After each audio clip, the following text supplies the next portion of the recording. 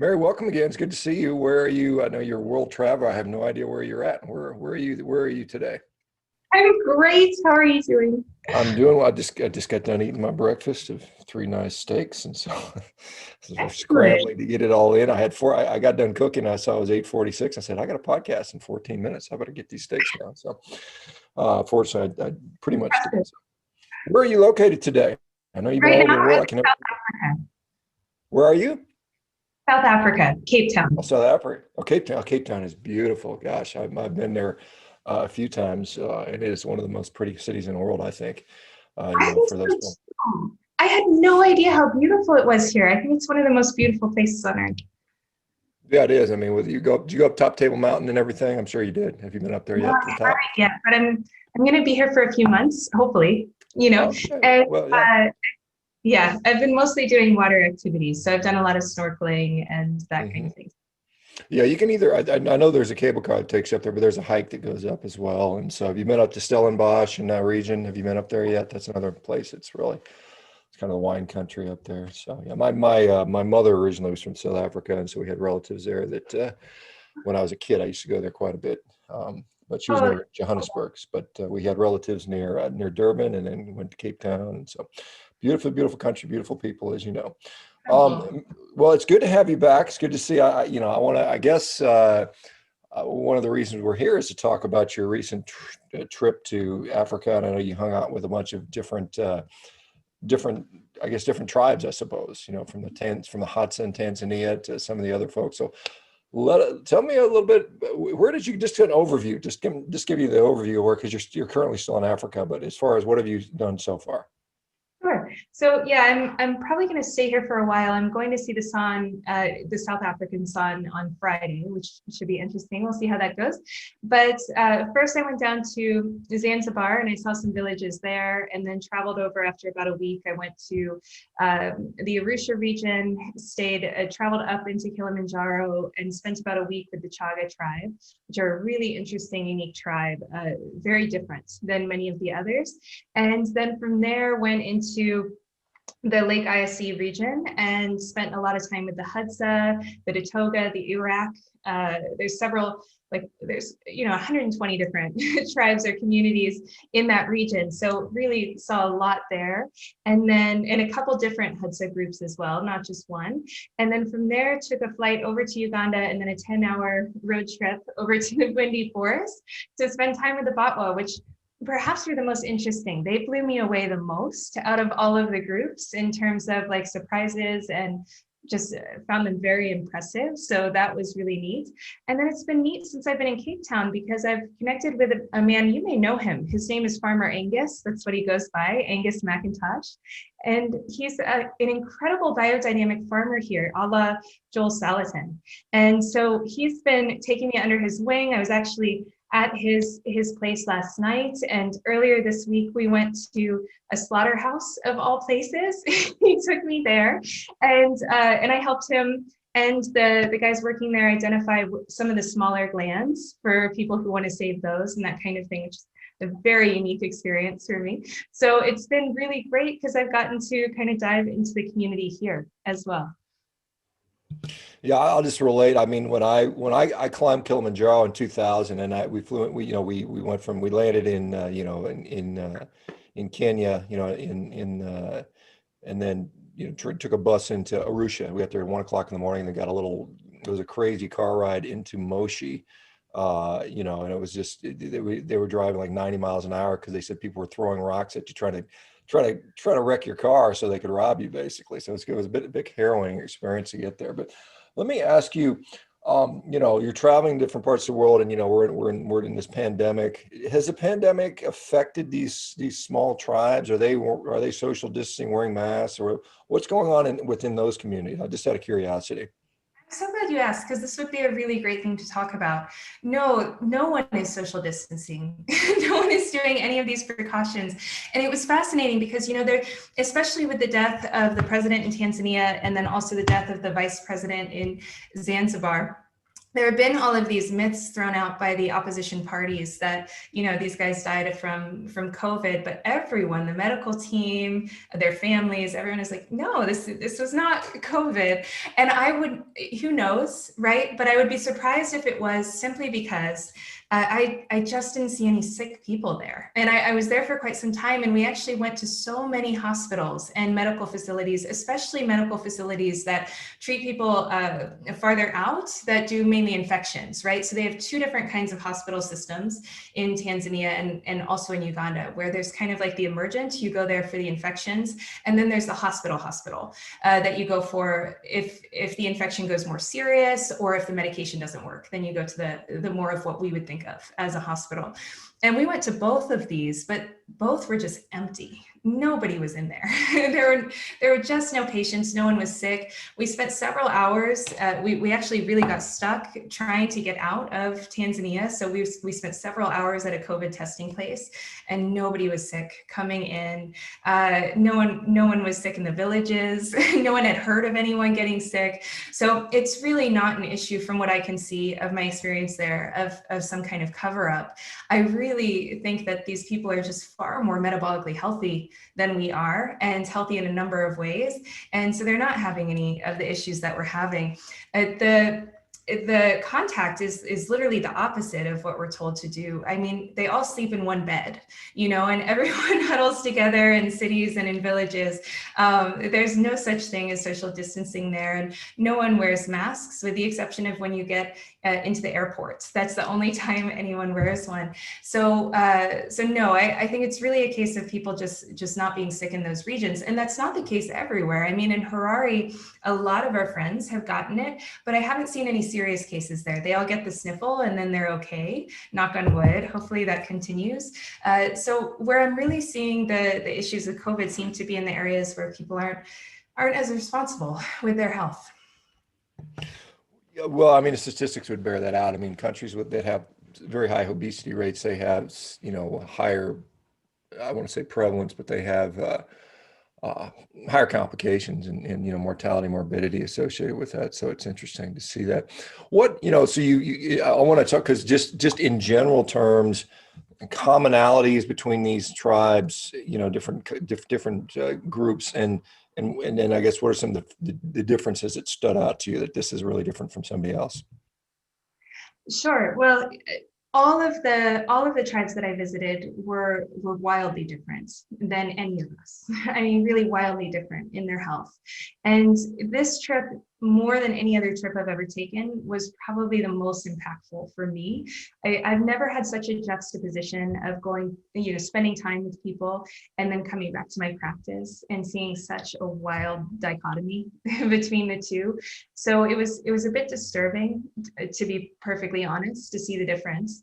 In these groups, you just don't see chronic illness of any kind, and you don't see immediate illness either. You don't see infections and things like that. And there's nuances there, so we should go into that, especially with those that have adopted more of the modern foods. But in general, just peak health in all of these groups, despite their varied diets, there's some common threads. And then coming back into practice, I'm meeting with people that have been sick for decades and on the laundry list of medications and symptoms. And what we've really come to think of as normal is so sad. It's such a low bar. It's such a low bar. So let's start with the Batwa, because they're just neat. The Batwa are pygmies that are in Uganda. There's about 500,000 pygmies that are left. It's not derogatory. I asked 1 million people. So within the pygmy groups, there are different clans, and we were with the Batwa clan, which are in Uganda. Now, they were pushed out of the forest in the early 90s when the national park was set for the gorillas, which was really a bit of a shame, because they don't hunt gorillas. So they could have stayed, in my mind, but I don't know. I'm not from Uganda. I'm sure there's other factors. But anyway, so they lived eating meat 2 to 3 times a day, year round, and meat was their main food. They lived up in the forest, so what I mean by that is in the trees, not so much on the ground.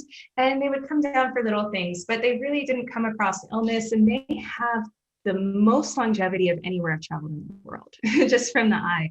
There were families with 6 and 7 generations alive, and the oldest generation was in peak health, dancing, stomping, all of this. So I was really impressed by them, especially because they've been out of the forest and really on a truly horrific diet since they've come out. So it really speaks to their how tough they were before they left the forest and how resilient their diet and lifestyle made them. They're also just very happy people that don't tend to worry about tomorrow, and that is definitely a common thread. People don't seem to plan for tomorrow, pack for tomorrow, preserve food for tomorrow, that kind of thing in any of these communities. But yeah, they definitely had the best health, and they were interesting. I think they're really insightful in this time of COVID, because they don't have clean water there, but they never have. The water there is brown, it's orangish, and it's full of diphtheria and all sorts of chronic infections that can make us very sick. But they've never gotten sick with that until very recently. Really only in the last 4 years are the children starting to get the parasite bellies, and they had never seen those before, which I think really speaks towards how good their immune function was and their ability to fight overgrowths from occurring, right? Whereas now they're becoming more prone to that. So that's where they are now. They're starting to get infections, but they still don't have chronic disease. They still don't have arthritis or diabetes or any of those things. And it was great because in these communities, they would allow me to test their blood sugar, their ketones. So I got to get a good amount of feedback, which was really nice. And I'm sure it wouldn't surprise you, but they had great blood sugar, right? Across the board, not just the BAWA. So they were the most unique to me because they had the eldest, they had the largest population of elders living in these are all small clans we're talking about. Usually these clans have about 30 people or less. And and they were just in quite good health. Yeah, no, I saw, because I guess because I think wasn't Brian Sanders with you at some point during this trip, and Yep. what was how did that evolve?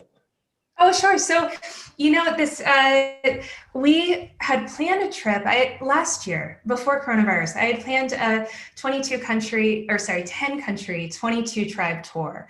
And I met Brian when I was leaving for that tour. And I knew he was making his film. So I offered to give him any of my footage because I'm not a filmographer. I don't mind if someone uses my footage. So I was going to give him some of that to help support his film. And then he, as we were talking and we had more calls, he decided he wanted to come on the trip. And so we had actually planned for him to come, but then coronavirus kept getting in the way of getting him over to Africa and Zimbabwe, where I was on full lockdown. And so then we tried a few more times, then we kind of gave up, and then we decided to do it again. So that's how he decided to come. And then later, Paul and Anthony jumped on, but then they ended up going earlier. So we only saw them for one night.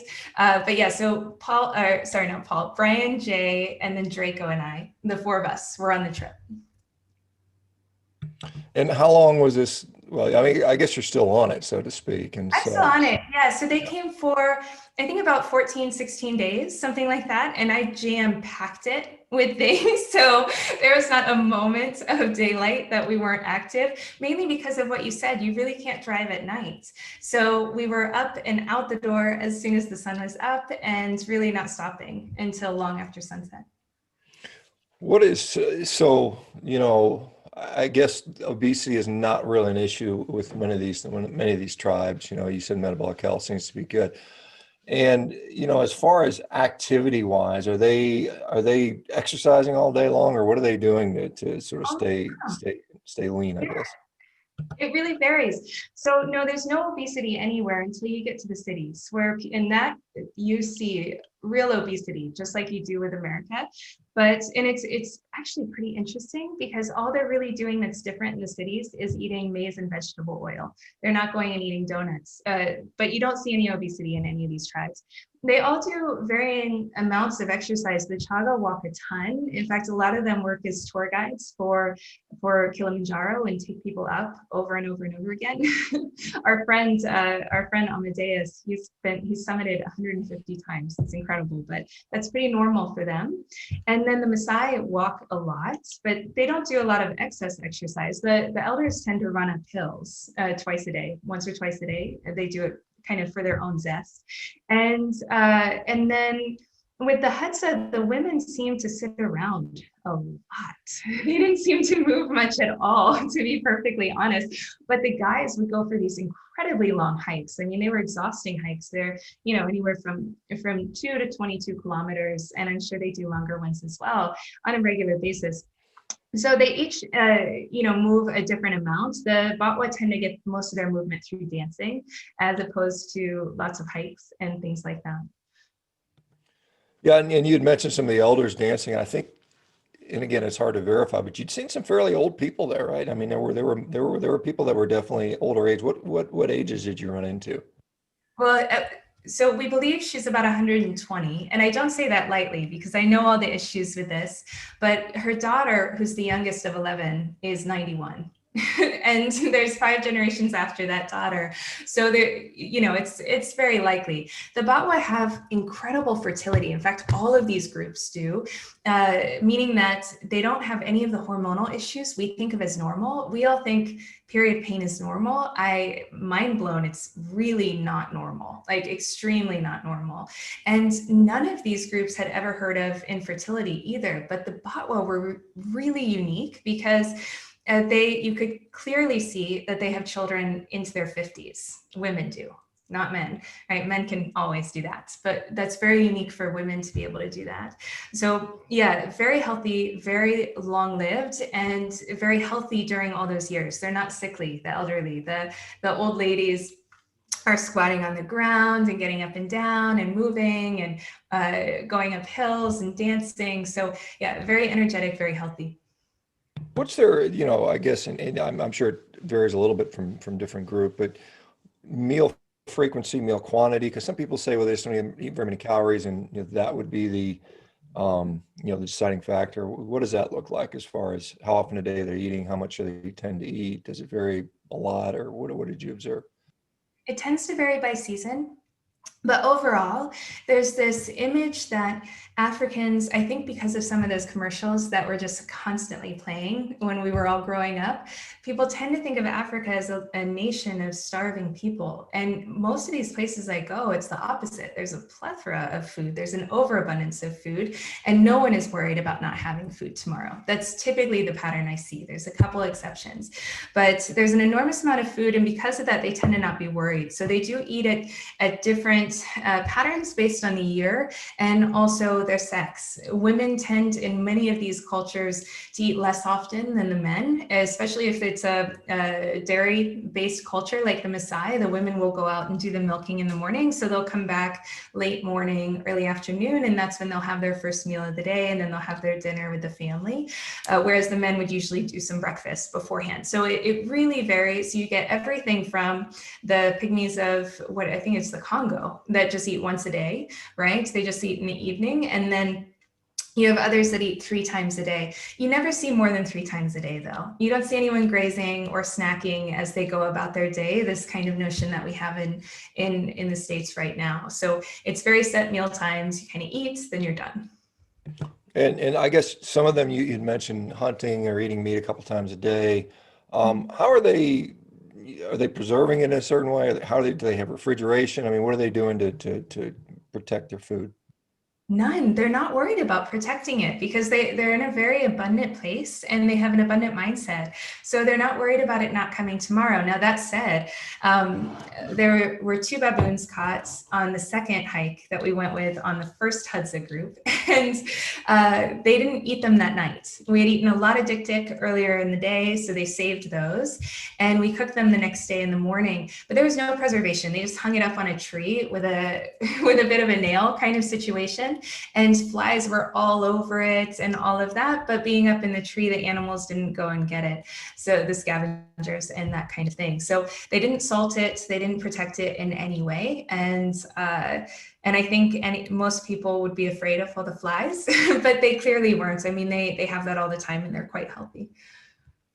Yeah, and for those who know, the dik is a little deer, little antelope. It's a very small creature, but and this is something that I've heard, and maybe you can corroborate that, is if you talk to perhaps Hadza or some of the others, I mean, and they're hunting baboons, but that's not that wasn't their first choice. They're kind of resigned to eating baboon now because they're traditional animals have been largely decimated. Is there some truth to that? Yes, immensely so. They really had survived on large game and now they have no access to it. So although they're in great health, they're not having chronic health conditions, they too have become prone to infections. They're not often, they're infrequent, and we would almost not even consider it a thing because it's so rare for them to get it, but they do. They get lung infections, bronchitis, pneumonias, these kind of things. They can get that. And they have smaller boy-like bodies, and the women don't have as much zest or vivacity as all the other women did. And I really think that's from eating the smaller game, to be perfectly honest. They didn't have as many calories as some of the other groups. You had asked about calories. And when I was totaling up every single day and in the different Hadza groups that we visited, it wasn't a lot of calories because these are very lean animals that they're eating, and they didn't seem too fussed with the plant matter around them. They didn't eat a lot of it. There was one day where the women were putting together pumpkin leaves basically to make into a stew. But by a stew, I mean just boil in water. So they didn't seem too fussed with that. And so I couldn't see where many of the calories were coming outside of protein. But again, that's not their natural diet. They would have naturally had larger game and gotten a lot of fat from the fat calories as well. And so I can't help but think maybe that's why they're a bit more vulnerable to the lung infections. Of course, they smoke as well. So there's other factors we can't say for sure. But the other groups that I saw, like the Maasai, they ate much more fat and didn't have those issues. They didn't get those same infections. So Yeah, I was going to wonder, and then you mentioned the chaga. When I went up Kilimanjaro, we had a chaga guide named Jacob Kungai, and when IMAX made a film on Kilimanjaro many years ago, he was actually a guide, so he was the same guy I had. They dubbed in his voice, which I thought was funny to make him sound more, a different accent than he had. But he was literally smoking at the top of the mountain. I remember I was sitting there at just below the summit at about 18,000 feet, and he's smoking, and I'm like, I need every oxygen molecule I can have. But, and he's producing the cigarette smoke, so it's kind of funny. But let me ask you, oh, so which one, the pygmy tribe you thought they stuck out to you as you felt they were the most robust, the healthiest? Is that fair to say? they seem definitely the most robust because their modern diet has been so awful, and yet they've maintained an incredible level of health. Whereas the Hadza have only brought in a little bit of maize and more lean animals, and I see a big difference in their health. So yeah, I think the Batwa are far more resistant. I think overall the Maasai were the healthiest in general. And just to review, the Maasai that you saw, and again, when you go to Kilimanjaro and Serengeti, you run into some Maasai for sure. Meat, milk, a little bit of blood. I mean, was that largely what they were subsisting on at this point, or have they adopted more of a Western diet, the ones you ran It's a into? I real was there mix. 20 years ago, so. What did you experience? Well, I mean, it was more in a tourist capacity. I toured one of their villages, I guess, and one of them they offered me a wife because I was a big guy and I thought I need an extra wife, and I said I already got one, so I'm Got okay on married off too. Yeah. Yeah, I mean, and they at that time they had offered to give me some of their kind of their blood, your blood milk mixture. It was like clotted blood and milk, and I said, nah, I'm gonna pass on that. But this was 20 years ago. Maybe today I might have tried it. But how much time did you spend with the Maasai, and what were they up to? So about a week between three different groups. So there was a very traditional Maasai that's eating the traditional food. And then we were in a village of mixed Maasai who all came from that region. And then very modern, eating beans and corn as a staple each day and thinking that was traditional. So we really saw all three, and you could see a difference in the health for sure. But even so, with the corn and the bean addition, even in the most modern group, they still, I felt, were pretty healthy for what they were eating, right? So they seemed more resilient as well than the Hadza to my eye. Yeah, and so I mean, obviously, corns and beans are different than Twinkies and Yes. Coca-Colas and stuff like that. So has some of that infiltrated them, or just when they go to the city do they get that? No, none. Only if they go to the city, and a lot of them don't. So a lot of them will stay, or they'll go to the city for college and then come back. I met so many Maasai men living the traditional way who had gone to college, gotten a degree in anthropology or biology or something else, and come back to live a very traditional life. Maybe they wanted to go into politics or something and use their education in a different way, but they felt much healthier when they were back at the village. And so you see a lot of that happening. But yeah. What do they do for fun in the village? I mean, you said dancing. I mean, it seems like, I mean, I assume there's probably not a good internet signal and TV and all that stuff. So what are they doing for fun out there? Oh, that's a really interesting question. Well, most of them have an art. So the females will usually sit down and make fabrics, beads, these kind of things. The men tend to go out for hunts unless it's the Maasai. The Maasai don't hunt. Same with the Chaga, they don't either. The Chaga get together and honestly sing a lot. Every Sunday they have a banana beer party, essentially, and that's a blast and so much fun. But yeah, they are just happy in general. So they're kind of happy to just be together. It's very different than us. You know, we're looking for entertainment, we're looking for escape, we're looking for comfort. And in general, they have comfort. They're not looking for escape. They're satisfied and they're happy. And they really like who they're around. They like their family. So they'll sit around a campfire and everyone will talk, or you'll snuggle, or the kids will be really cute and play a game with you. So it's all very relaxed and nothing is too organized. We went to an orphanage, a Batwa orphanage, and we played volleyball with them, but you could see that was the English influence. In the traditional regions, they're not really doing things for fun because they're having fun all the time. And you mentioned, the men are hunting, I don't know if it's, I guess it's not necessarily for entertainment, but for sustenance. What percentage of the day is committed to, as a sort of a, I guess still hunter-gatherer type society? How much time is committed to work versus leisure activity? It's about half and half. And yeah, so the men in the Hadza clan will go out for anywhere from like 2 to 4 hours to 12 hours to go hunting. It just depends when they find the animal, and it's very difficult terrain. You've got thorns and hills up and down and all sorts of things. So it's a real workout. So they'll be gone for a lot of the day, but when they're not hunting, they're doing nothing. They're laying on the ground. Maybe, they play music. They would be one that plays music. So they do that for fun for sure. They teach the kids how to bow hunt. It's very common for a little 2-year-old to barely be walking and have a little toy bow that they'll be playing with. It's very cute. So they'll do that. Or once it's nightfall with the Hadza, then the males and the females come together. So then they'll be catching up on each other's day, that kind of thing. So there's a lot of laying down when you're not working. You're either kind of working or nothing is how it goes. Yeah, I mean, you mentioned laying down. I guess there's not a lot of little chairs and beach chairs to hang out on. It's just the ground, basically. Is that correct? That's correct. Yeah. And you typically, if you're working on something while you're on the ground, like you're cooking or you're peeling something, then you would be squatting. But any other time, you are fully laid back, like you're about to take a nap. Yeah, kind of like a lion or something like that. Did you Yes. get to go hunting did you go on some of the hunting trips with some of the Yeah. tribes? And how did Well, how did that go and what were they using? I mean, what was the perception of the hunt? Can you describe one of the hunts maybe? happy to. Yeah, I went on 2 hunts with the Hadza, and then the Batwa showed us how they hunted, which was very different. With the Hadza, they have arrowheads made from the Datoga tribe. The Datoga are very similar to the Maasai in many ways, but they do ironsmithing.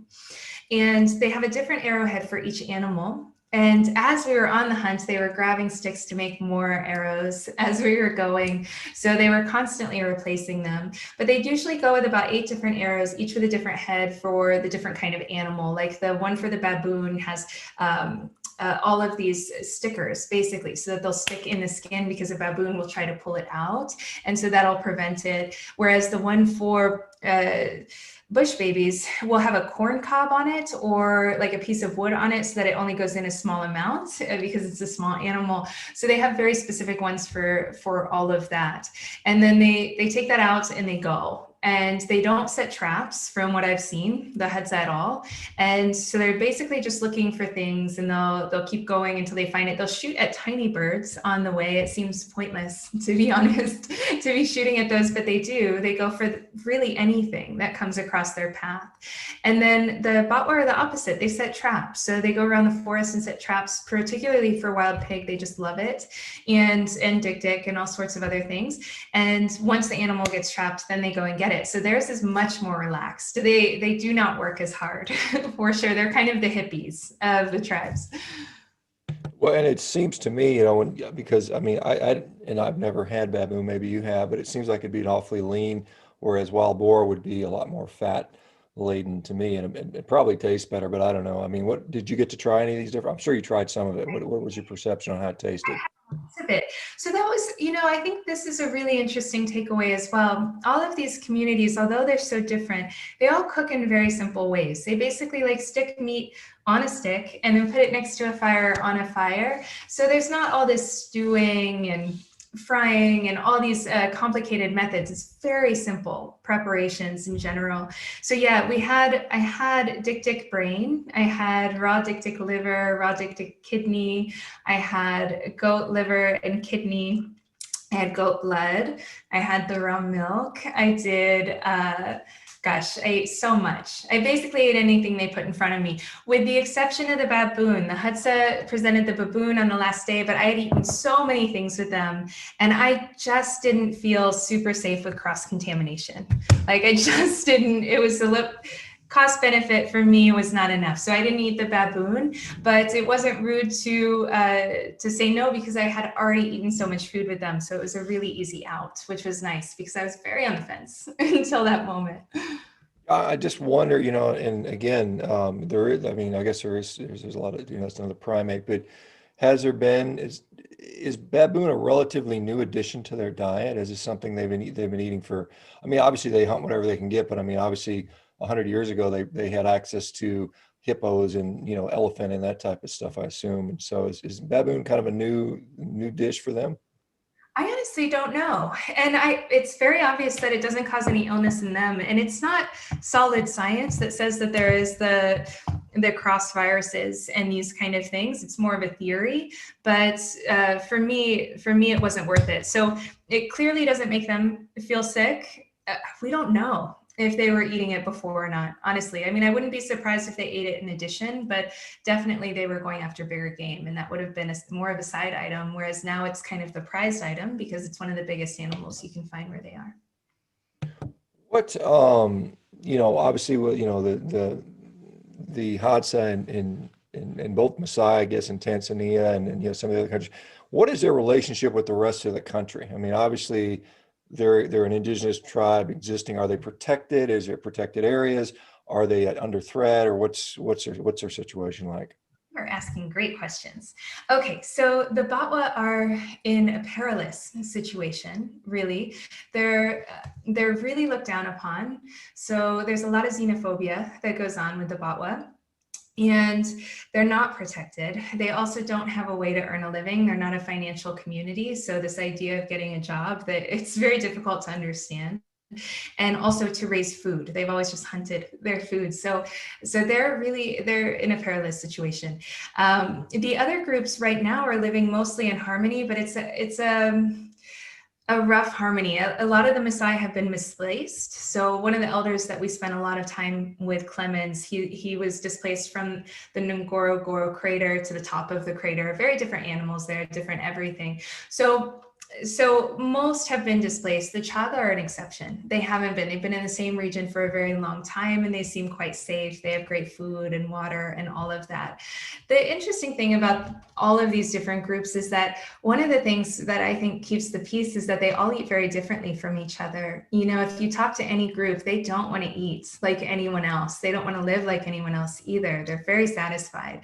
But in doing so, that keeps away food competition, right? If the Batwa Batwa, or not the Batwa, sorry, the Datoga, the Maasai, the Iraq, and the Hadza all live in the same region. You can walk from one to the other. They all speak each other's languages and that kind of thing. And yet they eat a very different diet. And because of that, there's not so much competition. So for instance, the Hadza aren't a threat to the Datoga because the Hadza don't want to take their cattle and they don't want to take their products that they raise either. So it's kept the peace for a long time, at least in that region. And yeah, and so overall pretty good, but the situation in Uganda is by far the worst. Yeah, I mean, I don't know. I mean, obviously Uganda is, and he's not there anymore. But Idi Amin was a dictator. Uganda was tough on his people there, and I don't know who's replaced him. But you mentioned Ngorongoro Crater, which was just I mean, maybe describe that for people who hadn't. When I was there, it was beautiful. I mean, it's a big crater with all these wild. It felt like going into prehistoric times to me. I don't know if you got that impression when you went down there, or if you went there. So much. I love that you've been to so many of these places. It's so great. Yeah, no, it really does. It feels like you just jumped back in time. Let me ask you about maybe your experience because you know when I think I specifically remember I think somewhere maybe in the Serengeti or in Ngora we were running from tsetse flies. I mean, I remember there was a swarm of them. We were like, Really? I wanted to ask you about that. yeah, and So, so well, I mean, you know, because you don't want because they get sleeping sickness, and but I was wondering how these tribes deal with endemic malaria, you know, insects, because that is a problem. Are they bothered by that? Were you bothered by that? How did you deal with that stuff? okay, so when we hiked Kilimanjaro about a month ago, I had read that tsetse flies were not in the region and that nor was sleeping sickness. And I confirmed with our guide. He's like, oh yeah, you don't really see that. Every once in a while you'll see one. Well, we get on the hiking trail, and not even an hour onto the trail, as we're going up on the first day of the hike, we get swarmed with hundreds of tsetse flies, hundreds. And I'm very cognizant of this because African sleeping sickness is so similar to the condition that I got when I was sick. Definitely the last thing I want to get. And so anyway, they were swarming us, and the only way out was to run up. There's no way to get rid of them, right? They can bite right through your clothes. And ironically, I had worn black, and you don't usually wear black or white around tsetse flies. It attracts them. But I had heard there was no tsetse flies. So I was like, great, I'll wear black. This is great. Not good. No one, if you go to Kilimanjaro, don't wear black. But anyway, so we ended up doing the first day of the hike. It's usually a 9-hour hike. And we got up there and back all the way in like 4 hours because we ran so fast to get away from these tsetse flies. But you know, you contrast that with all the tribes that we went to, that the tsetse flies don't bother them at all. They don't bug them, they don't bite them, they're not interested in them, and they don't get the African sleeping sickness, they don't get the malaria either. Where you see that instead is with the tourists and with anyone who's gone into the city and then maybe come back, that kind of thing. But no one that actually lives there gets those kinds of things. And I actually couldn't find a single person that had gotten that, the malaria or the African sleeping sickness. So I think it's more the people that have modernized that are getting more of that. And same with the AIDS. You know, AIDS rates are very, very high in Tanzania, but it seems very concentrated in the cities from what I can tell. Yeah, it's interesting, and you know, some people will talk about you know sickle cell anemia being it confers protection against malaria. That's one of the reasons why we think sickle cell evolved, so it makes these people resistant to that because they would get perhaps bitten, but not develop the signs, and that maybe they have some genetic conferred protection from that as well. But that is interesting, you know, as far as you know, I mean, you know, I don't think it's a far stretch to think that our overall metabolic health, perhaps our food, would dictate how immune we are, you know, our immune health. And I think it's to me, that's pretty obvious, but I think there's people that want to push back on that for various reasons, I suppose. Was there anything that just shocked you when you were there? Anything that just was like, wow, this is just absolutely crazy? The old ladies, but I want to speak to the infections first because I I know we tend to think that we're just prone to illness, but the more I travel, the more I see that when people are living in their traditional way, they're not sick. And it's not that you're superhuman. I think that's our natural state. Now, that said, many of these groups would have an item that I would identify as an anti-parasitic pretty often. Like the Chaga tribe drink their banana beer once a week, and they don't drink it to get drunk, but there's quinine in that. And that's a good anti-malarial, right? They don't know they're doing that. They do it because it's what they've always done. But that would potentially help to prevent any kind of person getting sick or infection. So there's some factors involved in that. But yeah, I think the most surprising were the Botwa. I didn't expect them to be as healthy as they were or as vivacious. And I've never seen anyone that old dance like that, let alone many people that old dance like that. So that blew my mind, because I'm not in the business of studying longevity. I know I go to these blue zones and things, but I really don't care about living for a long time. I care about living healthfully every day. I care about feeling good every day. And so it was really shocking. It was just really shocking to see how healthy someone could be at that age. Did you pick up any dance moves while you were there? Did you? I mean, I tried, but yes. One of the things I've seen is, and I think it was, I'm pretty sure it was a Maasai, a lot of jumping. They just have these incredible dance, ceremonies where they're jumping very, very high, and that's been seen over time. Did you witness some of that? Yeah, and we danced with them too. We danced with several different Maasai groups. And yeah, they were really incredible. The women do a different thing. They do this thing, they wear these big beaded necklaces, and they do this thing with their shoulders so it makes the beads go up. So it's less of a jump. And then the men do the high jumping. But yeah, very impressive. And I'm trying to remember. I think the words were spolio and morani. I mean, did you run into that? That's sort of the traditional Maasai warrior development sort of, I guess system. Did you see that in action when you were there? Yes, well, the boys weren't out doing their training when we were there, but they all talked about it. And we met a few boys that had just finished. So the boys go out in the Maasai culture to become men, and they go out into the bush for usually 3 months. And that's where they do the hunting. So hunting for a Maasai man is very important, but they're not hunting for food. They're hunting so that they can protect their land from lions. And that was especially important in Ngorongoro Crater, because there are a lot of lions there.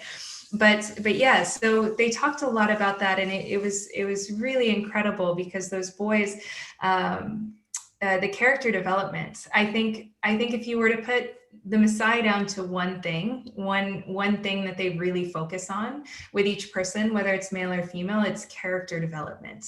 They really work on building strong character, and you can see it. And I think that's why they have this air of royalty and of eloquence about them. Yeah, and I assume you spend a lot of times camping, I guess, or sleeping outdoors. I remember specifically hearing a lion roar when I was outside at night was pretty terrifying. Did you hear any of that? Yes, we didn't on this trip, but I have on many other trips. And we did camp. So we camped when we were visiting the Hunsa for half the time.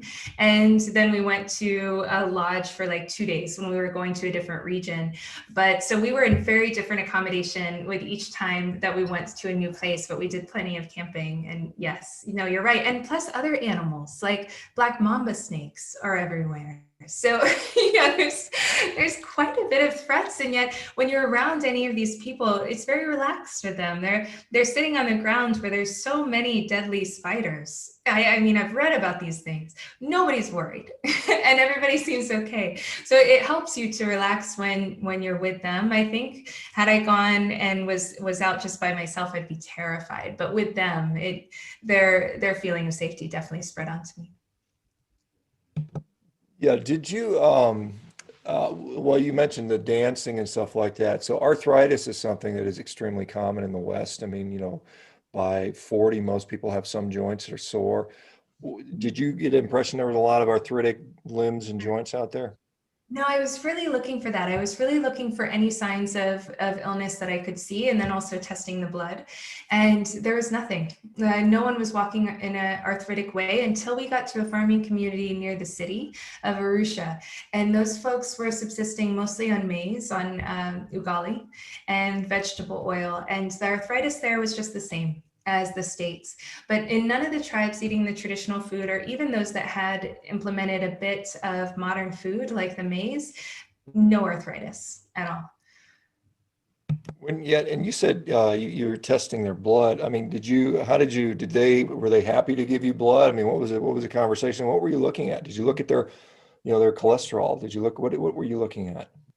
Well, I didn't. I couldn't bring a full lab, so what I brought was blood sugar and ketones, and that's what I brought. Now, I was shocked they were okay with me taking it, to be perfectly honest, because most of these places are very anti-medicine. They're very skeptical of medicine or anyone or anything that anyone is bringing to them. They just don't trust it for a good reason. And so I was really surprised. So I never asked them on the first day. I tried to make friends first and then ask. And luckily, usually one of the head guys would say yes. And then after he did it, everybody wanted to. So it was like people were just lining up to get theirs, and I couldn't replace the needle fast enough or put the strips in fast enough. It was actually really incredible. And even more interesting was that across the board from all the groups, they all had kind of the same blood sugar and ketone levels, which I didn't expect, because some of these groups eat a good amount of carbs and some eat zero outside of what you get from meat products and dairy products. So yeah, it was quite surprising, but very good blood sugars, especially in the elderly. That the more elderly, the better the blood sugar. The younger generations were slightly worse, but still not in diabetic ranges or even pre-diabetic, still very good. And it was interesting because in the different groups, and of course, this is just like correlation and what I'm seeing, so take this with a grain of salt, but the ones that were eating the most traditional way had rock solid blood sugar, like just rock solid. So for instance, with the Hadza, there was an old man who didn't want the honey sesame thing. And even though they eat honey on occasion, although not very often, but they have it sometimes. And he had perfect blood sugar, whereas the chief who grabbed the honey sesame stick had horrific blood sugar. I don't even see blood sugar that high in my patients. But that was very unique in that group, I should say. I don't want you to think that's normal for the Hadza. That group gets a lot of tourist food, and the tribe leader, the chief rather, he gets the most of it. So the rest of their clan, perfect blood sugar, right?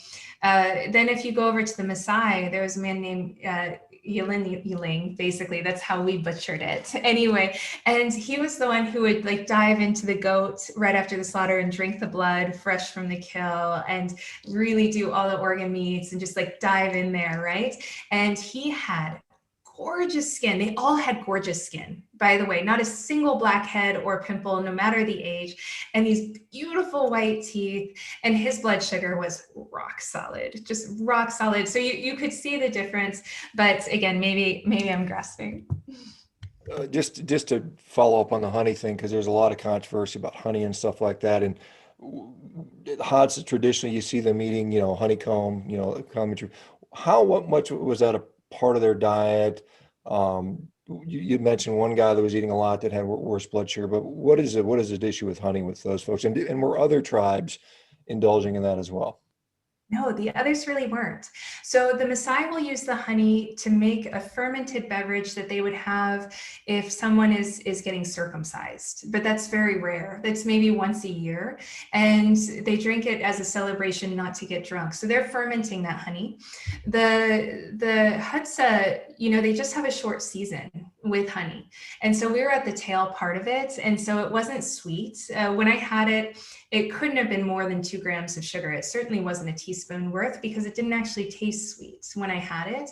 It was mostly larvae, and it wasn't what they were going out to get. We passed so many of the honey of the beehives that they just didn't even think about it.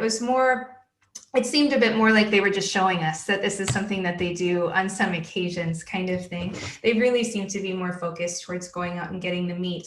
But I would think that would change during the honey season. So in the honey season, I'm sure they're having it. But again, that's not year round, not even close.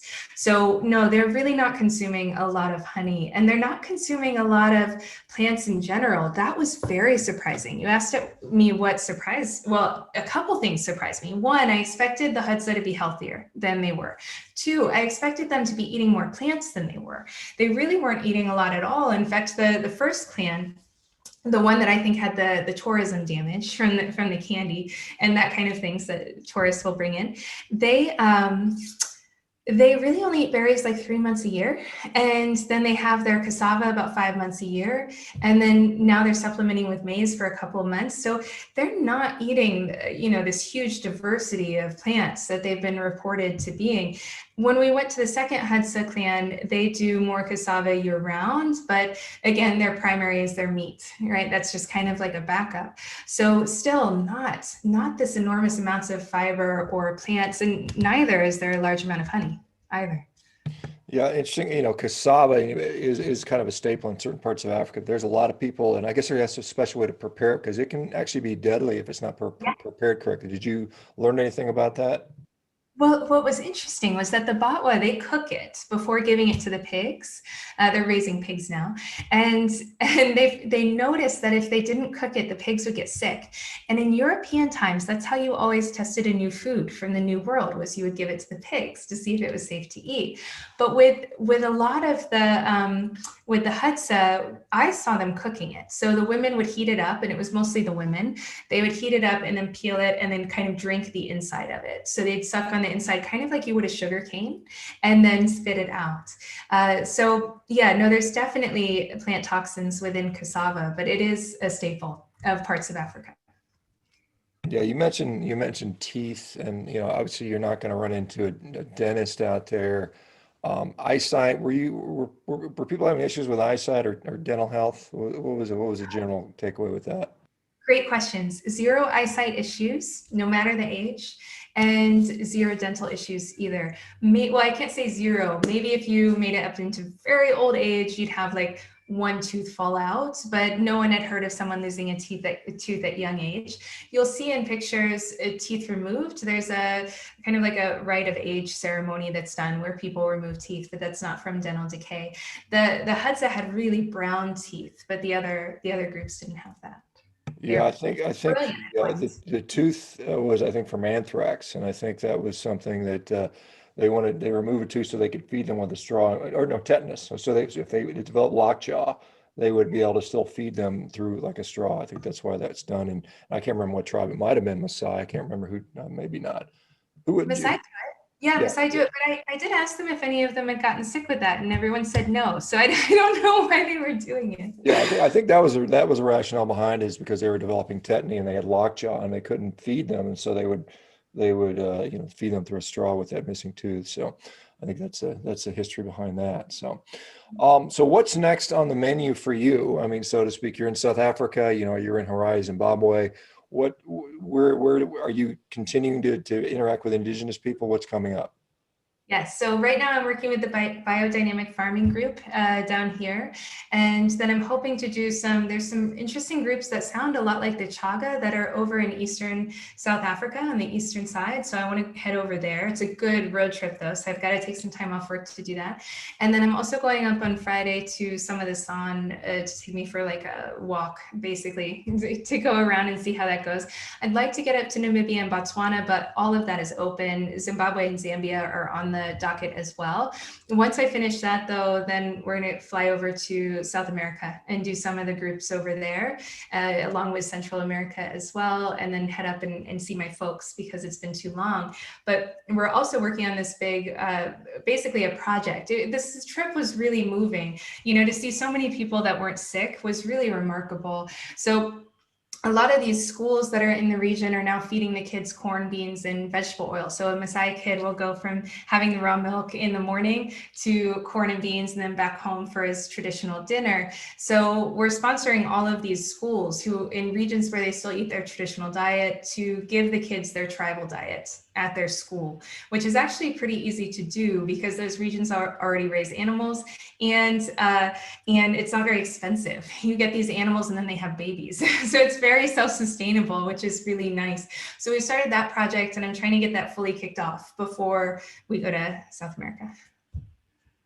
There's this one question, if you don't mind asking, that somebody question. He said, you kind of touched on this, but why do you feel that the Maasai were perhaps healthier than the Hadza. Did you notice that, and what do you Oh, think? there's no question. Yeah, between those two, there's just no question.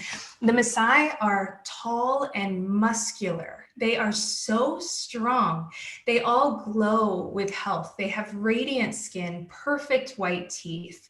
They can go ages without eating. They can eat, but they have excellent social skills. And that is something that the Hadza women did not have. And for me, having worked in mental health clinics, that's a big sign of an imbalance, I think, in microbiomes.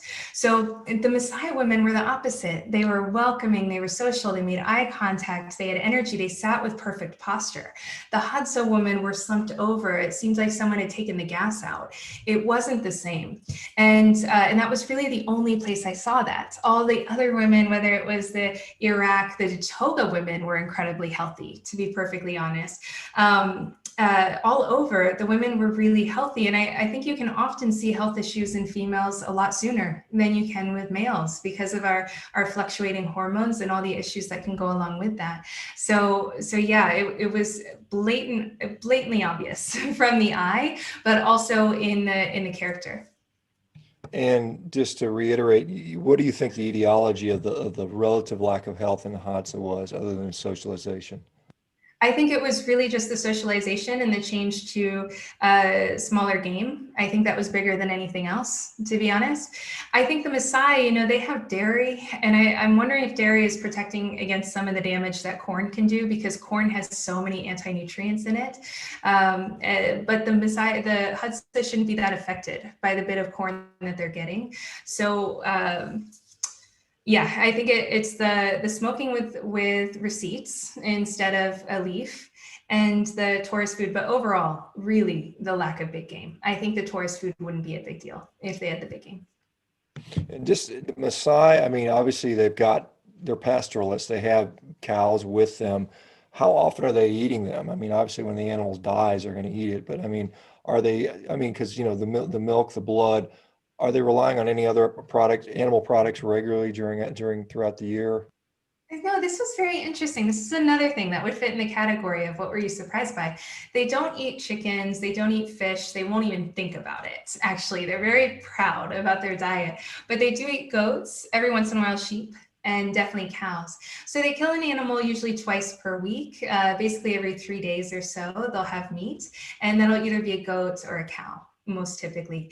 And if it's a goat, they'll eat it in one day, and then they'll do 3 days or so of just blood and milk, and then they'll go back to eating meat again, and they'll have another kill, and they'll do that. If it's a cow, they'll eat that cow, or the beef rather, for 3 days in a row, and then they'll go to the milk. But they don't do the milk and the meat on the same day. And like the chaga with the quinine, the Maasai also, they call it a soup, but it's really a tea that they make with the organ. It's like a tea broth. They boil the organ meats, and then they add a very bitter herb to it. And that bitter herb has got to be killing things off. I mean, it is so bitter. It is so bitter. And they drink that every night. So they don't eat any of the fiber from that, but they drink that tea. And because you mentioned the meal patterns, but are they big into fasting? Do they believe in fasting, or is that something they routinely practice, or intentionally fast for any reasons?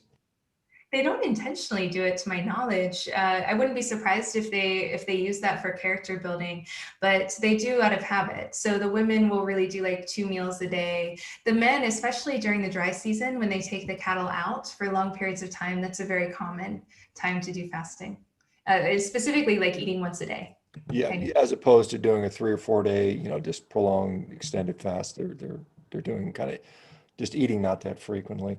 And I know we started with, but are they exposed to this concern about COVID-19? Are they concerned about it? Are they hearing about it? Is it part of is there anything that they're being affected by this sort of stuff, or does it just are they totally oblivious to it? They do hear about it. They know of it. They're not concerned.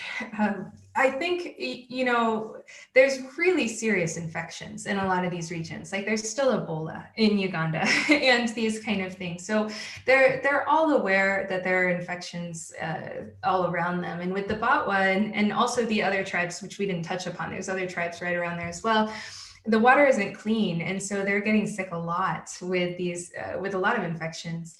But no, none of them were concerned the way we are. None of them wanted to wear masks or not shake hands or not hug. All of the food was shared. I mean, the bacterial exchange that we did with all of these groups and their animals was really quite impressive. So I think fecal transplant has nothing on what we did.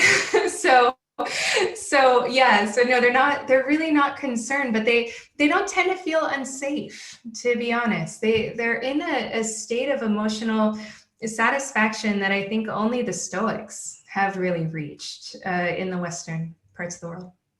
Do they have any, I mean, and I know there's wild dogs in Africa. Are there any pets? There's anybody in the tribes keep any pets with them? Yeah, they do. A lot of them do actually. And the animals, again, the huts are so unique. They're a bit different than the other ones, but the animals are in amazing health, right? So one thing our project is doing is raising animals for these groups. And one of the criticisms for that is that people may not treat the animals well.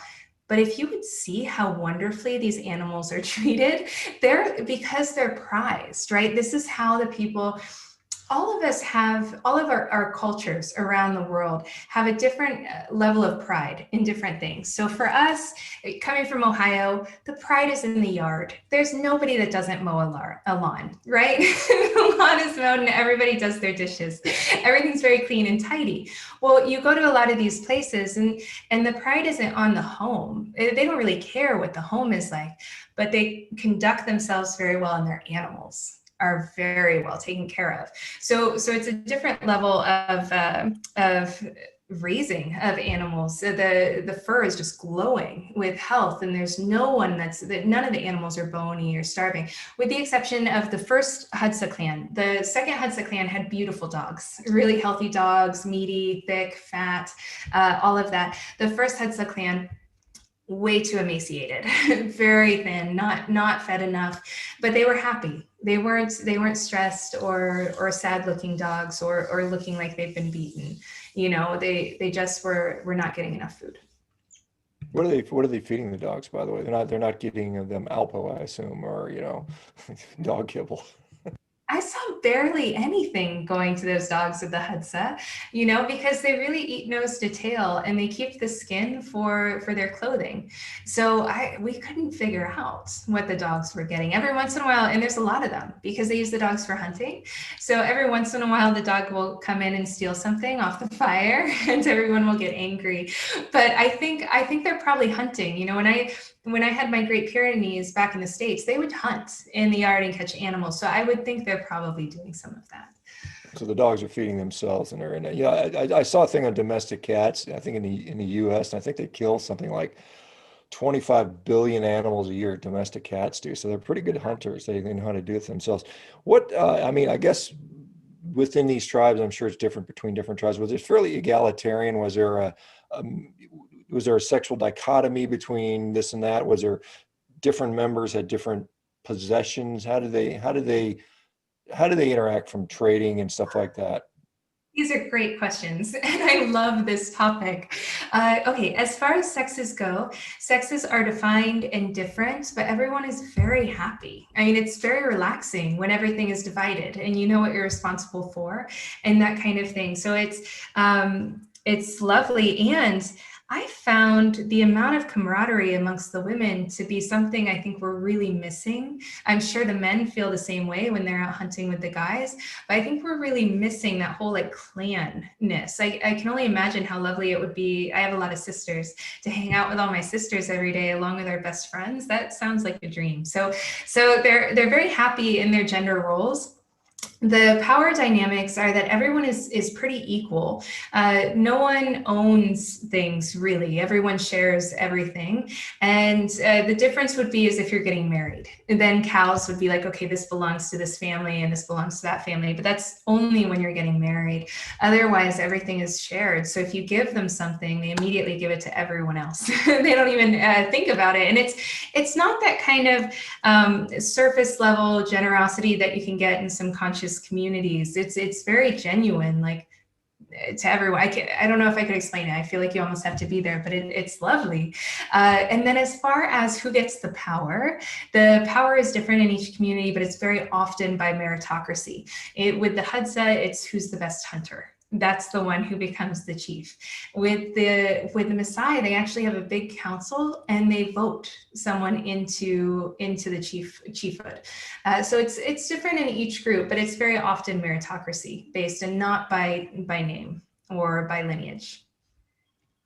Yeah, it's interesting, because, in this society, we want equity, equality. We want, the women should be able to do everything that men can, whether they want to or not. I mean, it's almost like there's a pressure as a female that you have to do everything the man does. And I think that maybe it's counterproductive, maybe not. I'm not going to say what's good or what's bad, but it's interesting to see that they're able to be happy and still say that, hey, there's a differences between males and females, and we should celebrate that rather than sort of attack that, I suppose. So it's interesting to see that their level of happiness. But yeah, mental health, you'd mentioned, the socialization, and I think mental health issues run rampant in the West. In the United States, we have such high rates of depression.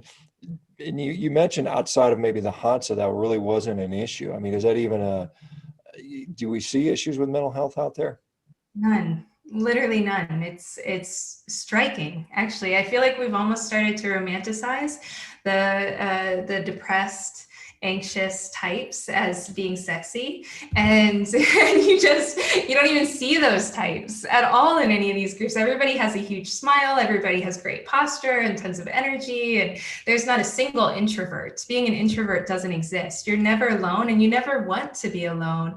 And you're absolutely right about the gender thing. I mean, one thing, gosh, you know what? I just keep stacking on my answer to your question about what was surprising, but it was genuinely surprising how healthy the women were with their reproduction, how fertile they were, how they didn't have any of the struggles that I see in my practice. Like, women will come to me having tried to have children for 10 years and done all of these very expensive, medical treatments to no avail. And these women don't even know what infertility is. They're like, what do you mean people can't have babies? What is this? And I think a lot of that comes down to the fact that they are not stressed at all. I look at women today and I see them with frizzled hair and stressed. They want to do everything, right? And our brains do, as much as everyone wants to fight it, our brains do. We notice the details. That's why we're good at raising children, right? We notice when the house is dirty. And I personally, I'll speak for myself, feel responsible when it's dirty. So when I'm at work all day and then I see a dirty house, I'm like, oh, I need to clean that. These women, they just have their thing to do, and then they can relax and be with their friends. So their hormones they're not pumping out cortisol and male hormones, which we do when we do a male job, right? A lot of people don't know what happens to the hormones with different activities, but a lot of like when you go chop wood, you're going to produce testosterone, and that's an anti-stress chemical. When you do something for me, if we were in the same room and you like carried my groceries, that helps my hormones, as crazy as that sounds. So there's all these things that were kind of written into these traditional societies as just tradition that were actually very helpful for our hormones. And now we're really going against those. And I'm sure there's a way to do both. And we're probably just in that period of time where we're in a bad spot with it, where there's a lot of unhealthy people. I'm sure there's a way to marry it. But yeah, I think that shouldn't be understated, that the women and the men are happy doing what they're doing. They're not wanting to do the other person's role, and they're very relaxed. They have a lot of time off where they can just chill and be with family. Yeah, I want to give you the opportunity because you mentioned the project or foundation that you're working with. Can you just delve into that a little bit more? Sure. Yeah. So I was already sponsoring some schools, and then I thought, you know what, we can probably do this worldwide. So it's called Cows for Kids, Cows for Kids with the number 4, cowsforkids.com. And basically all it does is supply the animals to the schools for the kids to have their traditional diet. So at the Maasai school, they'll have the milk and the blood and the meat in the right order, exactly as they've been having. And in the Chaga school, they'll have the traditional Chaga diet pre-colonial times. And as they're having now. And same with all of these groups. So the other thing that I'll have along with it is a small educational program, like really small, just to fight the modern influx of the healthy vegetable oils and the healthy maize, so that they can maintain their wisdom and hopefully, really, you know, I'm really doing this because I spend my whole life reversing illness, right? And it's super fulfilling, but in seeing that how healthy we can actually be, I want us to stop getting sick. Like, I want to just like stop that whole pattern. And these are regions where that can actually be done. So starting with 3 different villages in Tanzania and Uganda, and then I'm hoping to move to all the continents, anywhere where there's still people eating their traditional diet.